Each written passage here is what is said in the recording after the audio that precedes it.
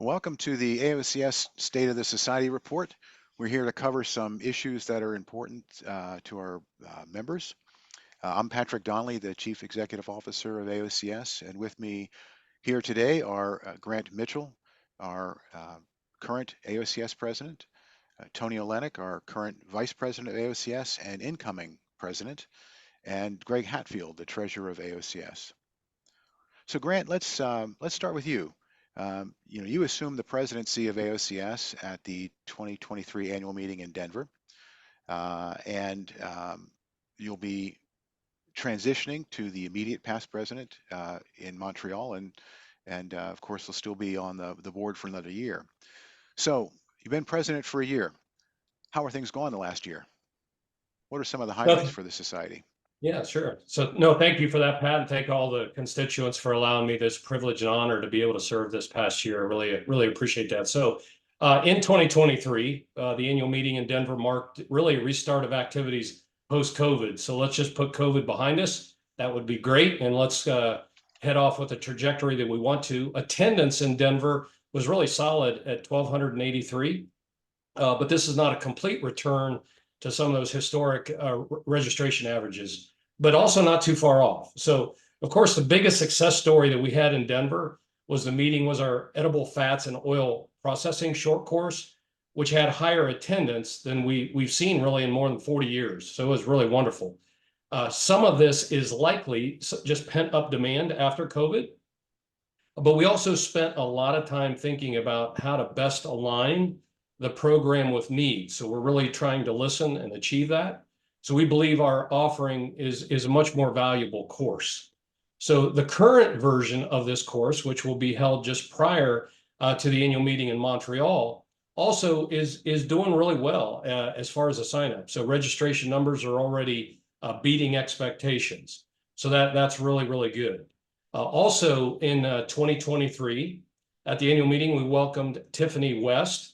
So she's a longtime AOCS member as our new technical director, and technical services at AOCS continues to grow and is now the #1 generator of revenue for AOCS. So over the last 12 months, we've also expanded out our partnership with the Soybean Innovation Lab, and that's something you'll be hearing more about at the University of Illinois, and cultivating new frontiers in agriculture. So together with these two organizations, we've been matching AOCS oilseed processing experts with processors in sub-Saharan Africa to help solve problems. So we took the program one step further in the last 12 months by developing a training curriculum in edible oil processing. So I had the opportunity in late February to travel to Uganda with AOCS governing board member Bruce Patsy to deliver our first pilot course. The current plan is to expand and deliver an education programs over the next 4 years. And then finally, I'll finish with, I mentioned at the start that we're emerging from COVID. So the pandemic really took a heavy toll on the society, but we had financial reserves which kept us afloat. So in November, the governing board wanted to refocus our efforts at rebuilding that safety net of reserves. But to do so, we must, of course, ensure that we get positive net operating income. So we've implemented a process to look critically at everything that we do and eliminate any programs and activities that offer marginal value to the membership as a whole. So even programs assessed as having moderate value are going to be addressed if we have a negative impact on operating income. So in short and in summary, we really need to focus on our limited resources on those activities and programs that have the most value for the membership. So that's really the highlights and everything that I'd like to bring up. So thank you again for that opportunity, Pat. Oh, thanks, Grant. It sounds like there's some really positive things that have happened over the last year, but some more work we have to do Absolutely. to make sure we're on the right course. So I think this would be a good time to turn things over to Greg Hatfield, our treasurer, to tell us about how do we want end up in 2023 financially. Okay, thank you, Pat. Let me just share my screen here. I have some slides that I can share.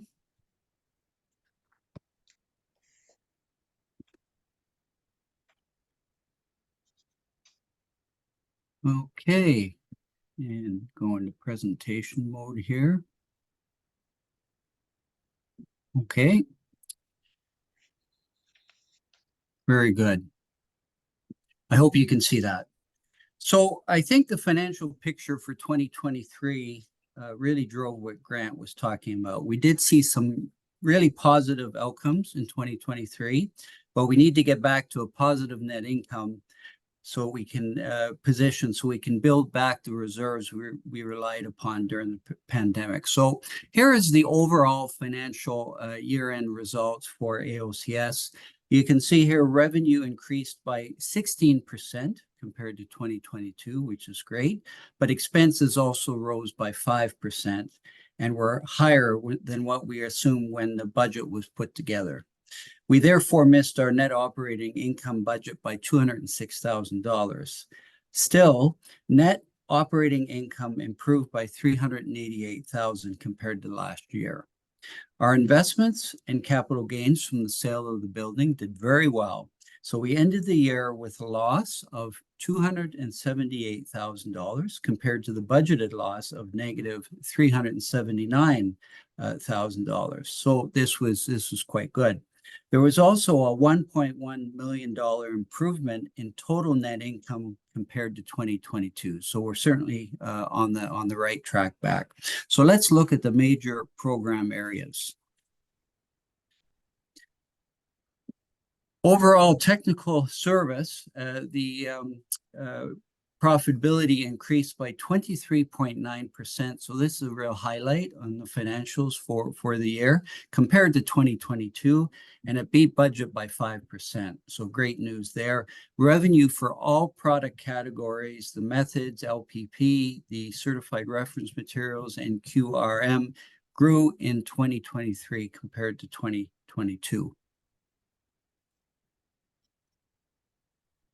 For meetings, net income improved by 20% compared to 2022. Of course, the 2022 numbers were down a bit, and net income fell short of the budget by 7%, primarily driven by a shortfall in sponsorship revenue. When we go to publications, publication revenues are related to our journals, book sales, and advertising revenues. Unrelated to AOCS, all three areas happen to be in a state of flux right now, as they are on the downslide. We expect a decline in net income in 2023, and this is what we experienced. On the revenue side, a shortfall in advertising was the biggest driver, while on the expense side, we made new investments to launch an open access journal, Sustainable Food Proteins. In the education area, the strategic plan called for growth in this area, and we did in fact see a 212% growth in revenue compared to 2022, driven primarily by the edible oil short course and the partnership to develop training in sub-Saharan Africa that Grant previously mentioned. Other educational programs were less successful, and our ambitions to grow this area rapidly may exceed our current capacity. This is something we are currently reevaluating. In the membership area, we did see an impressive growth of 36.2% in membership net income in 2023 compared to 2022, driven by revenue growth in both individual and corporate members. We were a bit aggressive in expectations reflected in the budget. However, we do believe the growth is there. It just may take a bit more time to achieve. And I'll just stop sharing here. There we go. So Pat, overall, I think we're on the right path. But we must get to a sustained positive net operating income as soon as possible to rebuild those reserves that Grant was mentioning. This is why we are critically evaluating everything so we can focus resources on the activities and programs most valued by the members and that contribute to a positive operating income. We can't allow ourselves to be spread too thin with activities that might otherwise distract us from that goal. So anyways, I hope that was clear, and it was a good year. Thank you very much. Oh, thanks, Greg. And I'm hearing some pretty consistent messages here. Some very positive things happening. We have more work to do.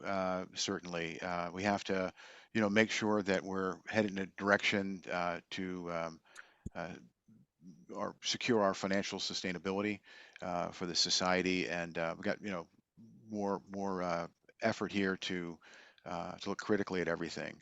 So, Tony, you're currently the vice president of the society, and you'll take over the reins as president at the 2024 annual meeting in Montreal. So, what can members expect for the society over the next 12 months? Thanks, Pat. I think Grant and Greg did a really good job setting the stage for what we're aiming to achieve. And let me give you some examples of how things are playing out. For example, in 2019, we launched a new conference, the Sustainable Protein Forum, as an annual event held each fall. However, last fall, we decided to go with a more traditional system and combine the forum with our annual meeting here in Montreal. Smaller meetings such as the forum carry a higher degree of risk. By co-locating the meetings, we reduce financial risk, but more importantly, it gives us an opportunity to introduce new people to our benefits of being part of that larger community. By bringing these programs together, we hope to provide a richer experience for everyone. There are more changes that are coming to the annual meeting in the not too distant future. For decades, we have located our meetings in convention center spaces, which can sometimes feel a bit too spread out and tend to be more costly than finding a larger motel to accommodate our technical program and expo. Starting in 2016, we will move into a hotel model, with our first destination being New Orleans. Both Grant and Greg mentioned the success of our technical services. This is a strong growth area for us. In the second quarter of the year, we will release the 8th edition of the official methods, but this time it'll be a completely digital version. This is exciting change that promises to enhance accessibility and user experience with our most valuable products. Investing in technology so that we have the systems and processes in place to serve membership is an important part of our strategic plan. After doing a thorough assessment of our systems and processes, we are developing a roadmap to guide out our investments over the next 3 to 5 years. One of the first big-scale projects relates to the development of an entirely new website by the end of the year.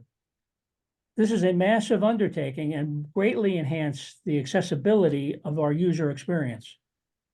I think that is a number of examples as to what we see in the future, and we're excited about it. Oh, that's great, Tony. Thanks so much. And it does look like a lot we have to look forward to, but it also sounds like you and the rest of the governing board have been quite busy over the next year. And myself and the staff certainly look forward to working with the governing board to stay focused on our goals and objectives and really get the society on the right track.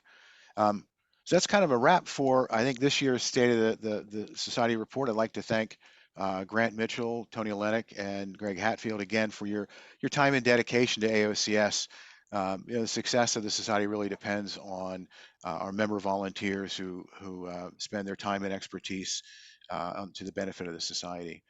So I hope, as far as the members who are listening in, I hope that we'll see you all in Montreal soon. And if by chance you can't make this year's annual meeting, we look forward to seeing you next year on April 27th to 30th, 2025 in Portland, Oregon at the Oregon Convention Center. So mark your calendars for the 2025 meeting. Thank you so much, and have a great day. Thank you all. Thank you.